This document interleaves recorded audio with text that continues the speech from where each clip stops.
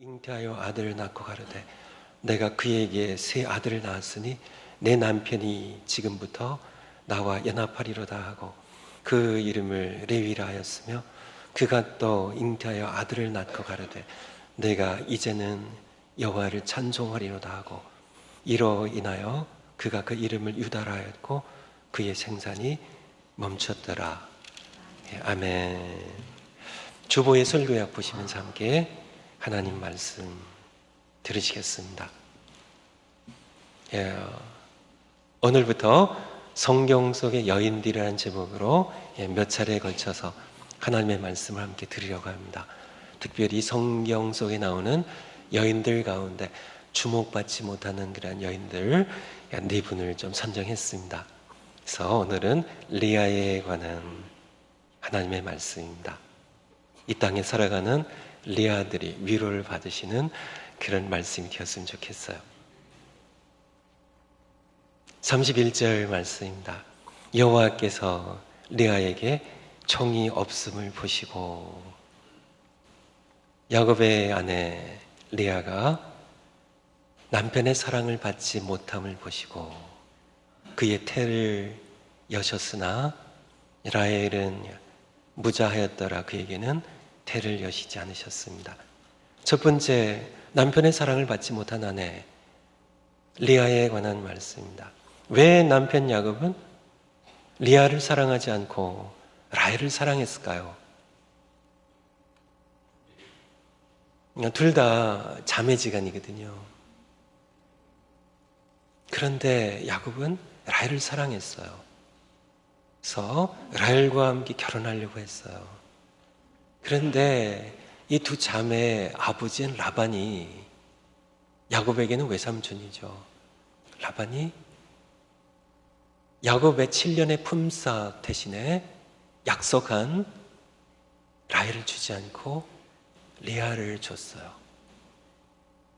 아버지 속임수에. 결혼 잔칫날, 그날 밤에 남편 야곱에게 들어가는, 아버지 손에 끌려서 들어가는 리아의 마음이 얼마나 참담하고 얼마나 고통스러웠을까요? 그 얼마나 수모해요. 하지만 가부장제가 강한 그 사회 속에서 참 야곱은 자기 여동생 라헬을 원하는데 더욱이 7년의 품삯으로 팔아넘기는 그 자리에서요.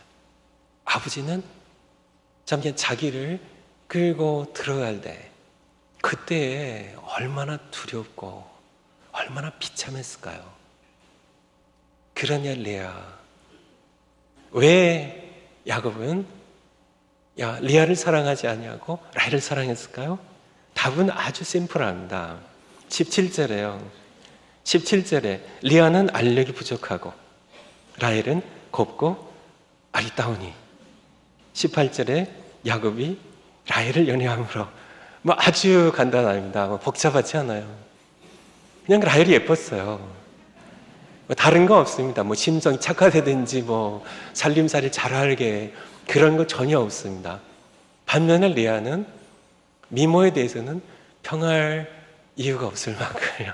덕이 시력도 안 좋은 라헬은 예뻤어요. 요즘도 저희 교회에 대략 우리 자녀들이 약 1000명 정도 있는데 자녀들 가운데 절반이 이제 딸들이니까요. 500명의 딸들 가운데 리아라는 이름이 하나도 없습니다. 진짜 하나도 없어요. 우리 교회뿐만이 아니라 미국 전체 없어요. 그런데 우리 교회도 레이첼은 꽤 많아요. 그래서 엄마들의 마음이겠죠.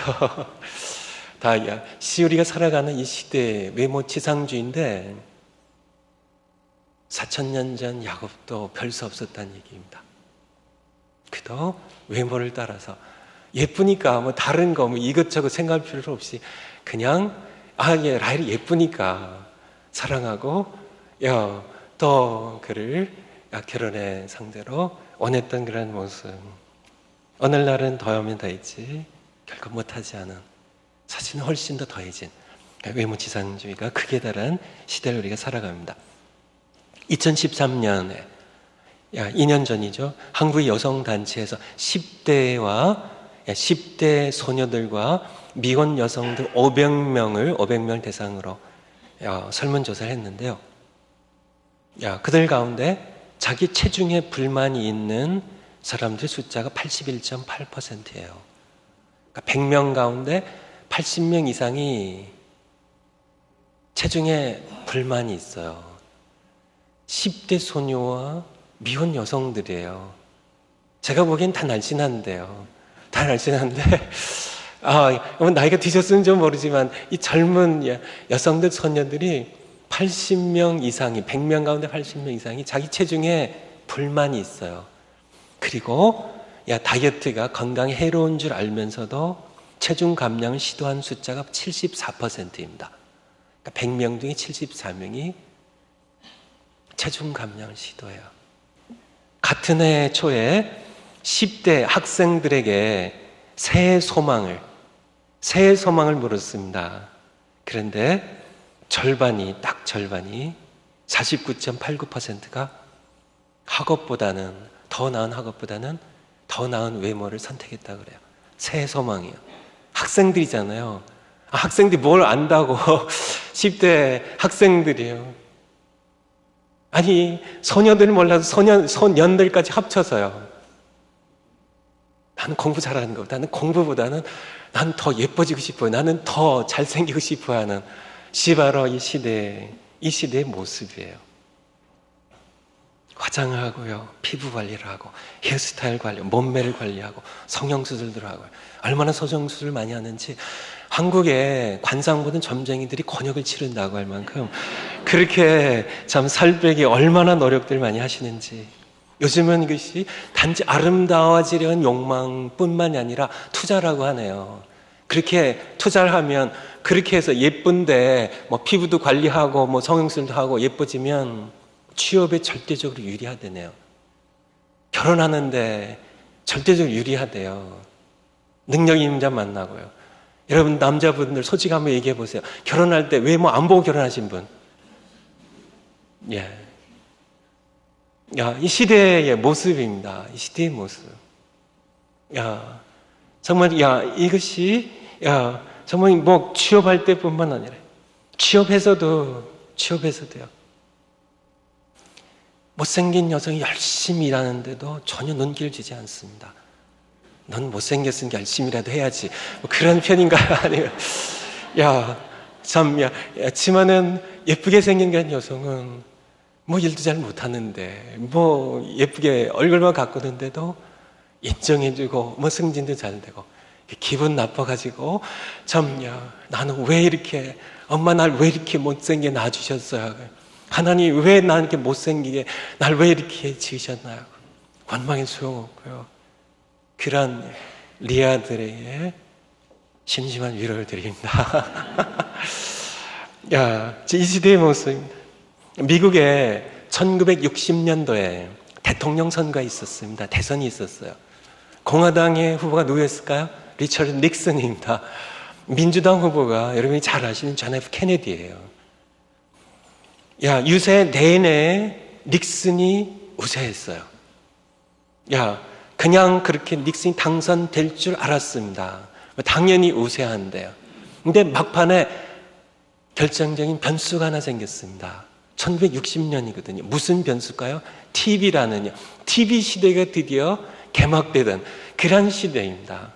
그동안 늘 유세가 라디오나 이렇게 전국을 헤매고 다니면서 됐었는데, 그래서 미국 역사상 처음 대선 후보자들의 TV 토론이 시작된 해요.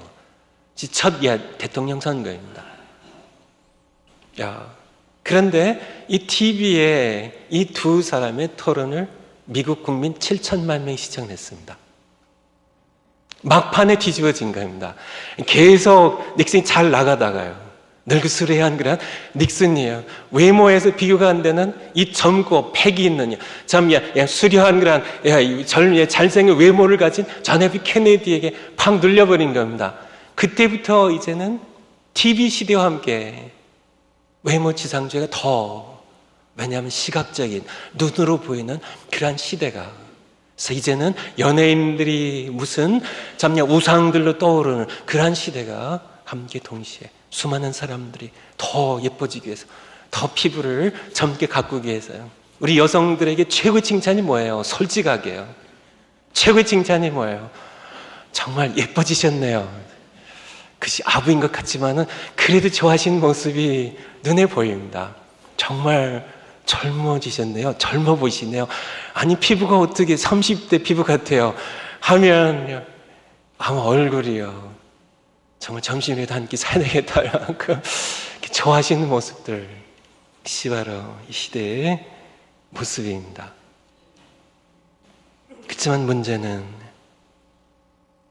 라헬보다는 레아가 이 시대에 훨씬 많다는 얘기고요. 또 다른 문제는 세상 모든 남자들은 레아보다 라헬을 좋아한다는 것이고요. 그래서 여성들은 라헬처럼 예뻐져야 하는데 그것이 또한 쉽지 않은 문제로 다가오고 있음을 우리는 모두 알고 있습니다. 두 번째, 하나님의 사랑입니다. 하나님의 사랑. 남편 야곱은 예쁜 아내 라헬을 사랑하였고요. 하나님은요, 하나님은 남편의 사랑을 받지 못하는 모습을 보시고 레아에게 총이 없음을, 사랑받지 못함을 보시고 그를 사랑하셨습니다. 여러분 가운데 하나님 사랑과 남편 사랑 중에 하나를 택해야만 된다면 무엇을 택하시겠어요? 둘 중에 택해야 된다면 제가 답을 합니다. 여러분은 남편의 사랑을 택합니다. 어떻게 하냐고요? 레아가 그렇게 했어요. 레아가 아니 하나님 사랑하시는데 그까짓 남편 사랑 그거 없어도 되잖아요. 그게 당연하게 될 것 같은데 레아가 안 그랬어요. 아마 여러분들도 안 그럴 것 같아요. 세 번째, 남편의 사랑을 사모하는 레아입니다. 32절에서 34절 말씀입니다. 레아가 어떻게 하는지, 레아가 잉태하여 하나님께서 레아를 사랑하셔서 그를 잉태하게 하셔서 아들을 낳고 그 이름을 루벤이라 하여 가로되 여호와께서 하나님께서 주신 걸 알았습니다.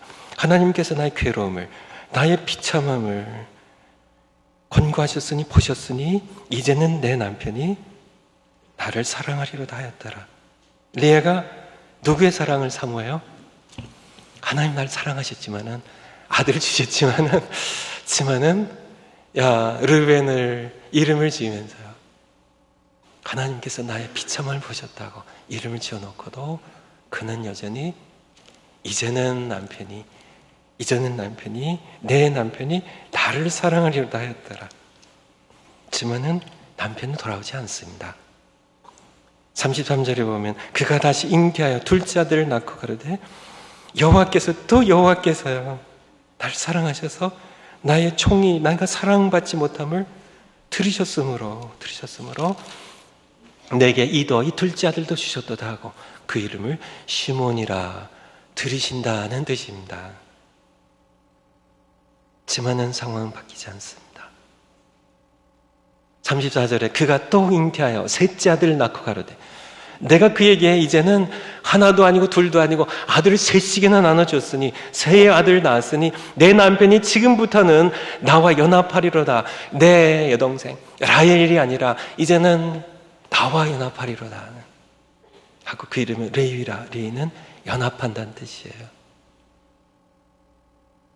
계속 하나님의 사랑을 받았지만은 그는 하나님의 사랑보다는 남편의 사랑을 연연해하고 내 비참함을 보셔서 아들을 주셨으니까 이제는 남편이 나를 사랑할 거야. 이제는 남편이 나와 연합할 거야. 나와 함께 나를 좋아하고 나와 함께 살아갈 거야. 하지만 상황은 바뀌지 않습니다. 그런 리아의 모습, 리아는 남편에게 참 많은 무시와 아픔을 당합니다. 진짜 야곱 보면 진짜 치사한 인물입니다. 진짜 치사. 아니 그 겉모습 그거 보고요, 그것만이 아니에요. 진짜 치사하게 야, 형 에서가 400명의 무장한 사람들 데리고 이렇게 무시무시하게 참 그에게 다가오고 있을 때 야곱이 한 일 보세요. 여종들과 여종들의 자녀들 먼저 앞세우고 그 다음에는요 리아가 난 자녀들 앞세우고 6자녀들 맨 뒤에다가 라헬과 요셉을 세워요. 좀 그렇잖아요, 그렇죠? 근데 야곱만 그런 게 아니라 모든 남자들이 다 그랬습니다. 그러니까 너무 내 남편만 그렇게 생각하지 마시고요. 다 그랬습니다. 리아는 그렇게 참 너무 억울할 거 아니에요. 못생긴 게 자기 잘못인가요? 이렇게 낳아주셔서. 하지만 너무 무시당하고 너무 아픔을 당하는 그런 리아. 그럼에도 불구하고 하나님의 사랑보다는 남편의 사랑을 그리워하는 리아의 모습을 볼 수가 있죠. 네 번째지만은 성수의 길을 걷는 리아의 모습을 보게 됩니다. 35절에 보면 그가 또 잉태하여 네 번째 아들을 낳고 가르되 내가 이제는 여호와를 찬송하리도 하고 이로 인하여 내가 그 이름을 그가 그 이름을 유다라 하였고 그의 생산이 멈추었더라. 유다의 뜻이 무엇일까요? 찬송입니다. 찬송. 한번 저를 따라서 해주실까요? 내가 이제는 여호와를 찬송하리로다. 바로 참 아픔 속에서 하나님의 사랑을 받으며 성수의 길을 걸어갔던 레아의 모습입니다. 넷째 아이까지 낳은 후에는 이제는 내가 여호와를 찬송하리로다. 아직 상황은 바뀌지 않았습니다. 여전히 남편은 동생 참 라헬과 함께 그렇게 참 그를 좋아하면서 돌아오지 않고 있어요. 그만 사랑하고 있어요. 환경은 바뀌지 않았지만은. 그렇지만 그럼에도 불구하고 나는 나를 사랑하신 하나님 그분을 이제는 찬송하겠다고. 아예 네 번째 아들의 이름을 유다라고 지었습니다. 찬송이라고 불렀어요. 그 찬송하죠. 와서 밥 먹으라고. 그렇게 하나님을 찬송하는 것을 잊지 않게 해서요. 결단하고 작정하는 리아의 모습을 함께 볼 수 있습니다. 그러자 그의 생산이 멈추었더라. NIV 성경으로 보니까 Then she stopped having children. 이것이 우리에게 주는 소중한 그런 하나님의 마음을 여러분 이해하시겠죠? 그러자 넷째 아들의 이름을 찬송이라고 짓자. 내가 이제는 여호와를 찬송하겠다고 이름을 짓자. 그의 출산이 멈췄어요. 하나님께서 말씀하시는 하나님의 말씀을 들으실 수 있겠죠. 사건 통해서 말씀하시는 그래 리아야, 그래 리아야 많이 아팠지.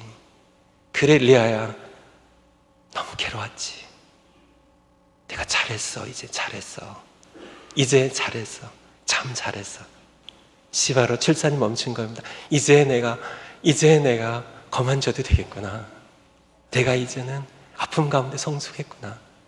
바로 여기 하나님의 말씀에 담겨 있는 겁니다. 다섯 번째, 최후의 승자 누구였을까요? 남편의 사랑받은 라헬이었을까요? 하나님의 사랑을 받은 레아였을까요? 레아였습니다. 창세기 35장에 보면 조금 뒤로 가셔서 창세기 3장 35장에 보면 16절에 보면 라헬이 둘째 아들을 출산하는 과정에 난산이 되었고요. 그리고 아기를 낳고는 죽습니다.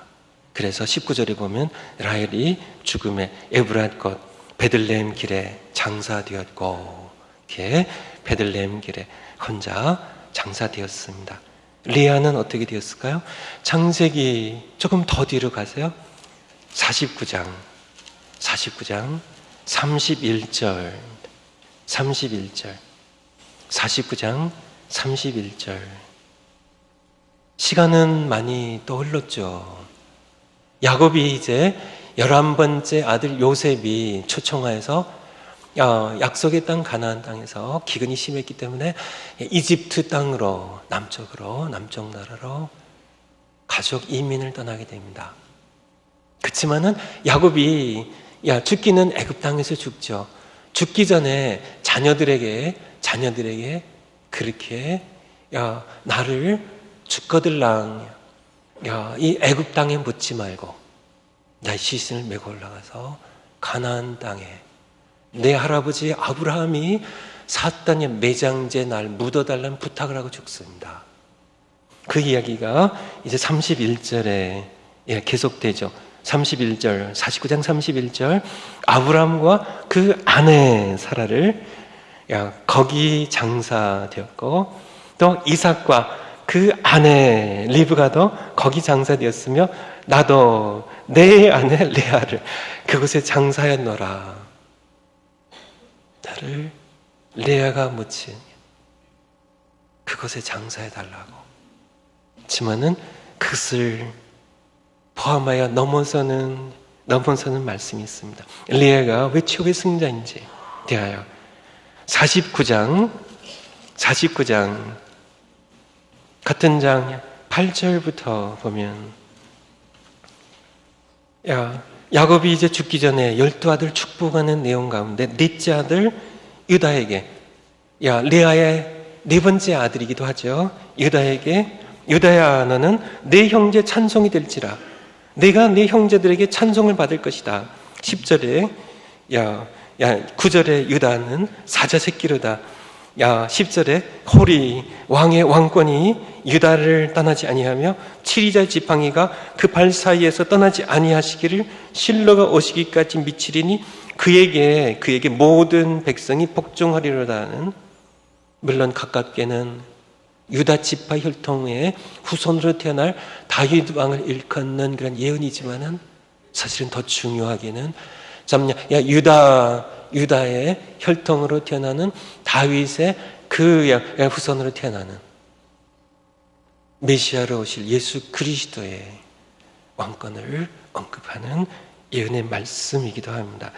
그래서 좀 신약시대로 좀 넘어가서 본다면 마태복음 1장에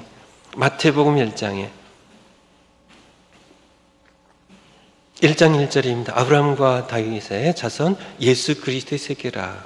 예수 그리스도의 족보를 얘기하면서 2절에 아브라함이 이삭을 낳고 이삭이 야곱을 낳고 야곱은 르우벤과 그 형제를 낳고 이렇게 돼야 되는데요. 르우벤이 장자니까. 근데 그렇게 말씀하지 않고 계십니다.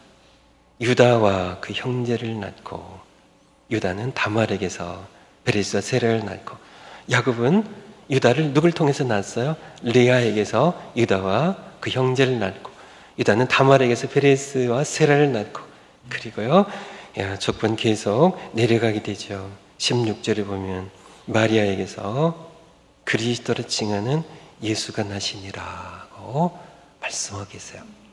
바로 유다의 혈통으로요 예수님께서는 태어나시는 리아의 네 번째 아들이죠. 요한계시록 5장 5절도 한번 마저 봤으면 좋겠습니다. 요한계시록 5장 5절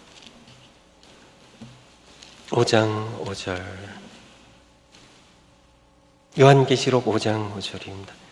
장로 중 하나가 내게 말하되, 내가가 누구예요? 사도 요한이죠. 사도 요한 나에게 말하되 울지 말라. 한 분이 계시다고요. 점야 7인을 떼실 한 분이 계시다고요. 누구예요? 그분이 유다 지파의 사자 라이언입니다. 아까 9절에 창세기 49장 9절에 유다는 사자 새끼라고 한 것처럼 유다 지파의 사자, 다윗의 뿌리가 이겼으니 그분이 누구세요? 바로 어린 양, 죽음을 이기시고 부활하시는 바로 다윗의 자손 예수 그리스도, 살아계신 하나님의 아들이심을, 바로 누구의 혈통을 통하여 태어나세요? 레아입니다. 바로 넷째 아들 유다를 통하여. 최후의 승자는 레아였습니다. 여섯 번째, 그러므로 작정하고 하나님을 찬양하시기 바랍니다. 여러분 가운데 나는 레아처럼 못생겼다고 생각하시는 분들 혹시 계신가요? 나는 아무래도 레아야. 뜯어고쳐도 화장해도 소용없어. 난 레아야 하신 분들 계신가요? 여러분들 위로를 받으시 바래요. 위로를 받으시 바래요. 외모는 본질이 아니라 덤이기 때문에 그렇습니다. 본질과 덤을 어떻게 나누냐고요? 본질은 영원한 것이고 덤은 지나간 것입니다. 고린도후서 4장 16절도 보면 우리의 겉사람은 후패하나, 이것은 덤입니다. 겉사람은, 외모는 후패하나 우리 속은 날로 새롭도다 하고, 우리 속사람 영원한 것. 우리의 관심이 어디예요? 보이지 않는 것에 있어야 함을, 보이는 것이 아니라 보이지 않는 것에 있어야 함을. 왜냐하면 그것이 본질이기 때문에, 그것이 영원한 것이기 때문에. 지나가는 것에 대하여 우리는 너무나 많은 시간과 관심을 쏟지 않아야 될 것을 우리에게 말씀하고 계십니다. 기왕이면 덤까지 받으면 좋죠. 본질도 받고 덤까지 받으면 그거 진짜 좋잖아요. 하지만은 조심할 것이 있습니다. 덤에 신경 쓰다가 본질을 잊어버릴 수 있다는 것입니다. 여러분 가운데 부모에게 사랑받지 못해서 억울하신 분 계신가요? 여러분 가운데 남편에게, 아내에게 사랑받지 못해서 억울하신 분 계신가요? 친구에게, 형제, 자매에게, 사람들에게 사랑받지 못해서 억울하신 분 계신가요? 하나님께서 나를 사랑하기 전 사실을, 레아를 사랑하셨던 것처럼, 사랑받지 못하는 레아를 사랑하셨던 것처럼 하나님의 사랑이 여러분을 향해 있음을 기억하시면서 지어주신 내 모습 그대로 레아처럼, 환경은 바뀐 것이 없지만 지금 전 환경 가운데 하나님을 찬양하기로 작정하시는 여러분들이 되시기를 축원을 드립니다. 우리 찬송 가운데 그런 찬송이 있죠. 실수가 없으신 저신 하나님. 하나님 실수가 없으세요. 하나님께는 실패작이 없습니다. 세상 기준일 뿐이에요. 지나가는 세상 기준일 뿐이에요. 여러분 모두 하나님의 걸작품이고 하나님은 실패가 없으시기 때문에 여러분 모두 실패작이 아닙니다. 여러분 하나님을 찬양하며 살아가세요. 여러분의 모습 그대로. 그래도 목사님, 아무리 생각해봐도 그래도 나는 아무래도 실패작 같아 목사님 하신 분 계신가요?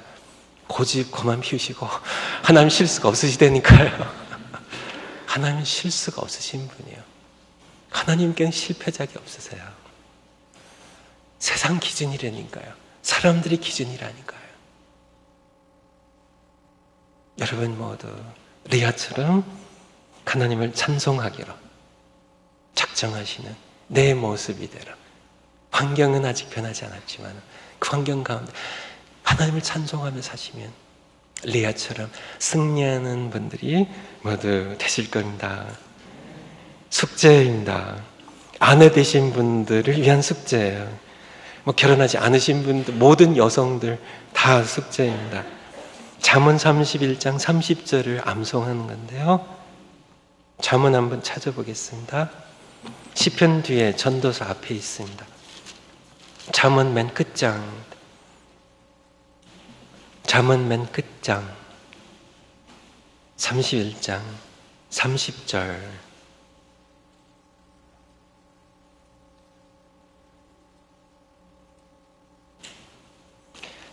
우리 여성들만 한번 한 목소리로 읽으시겠습니다. 시작.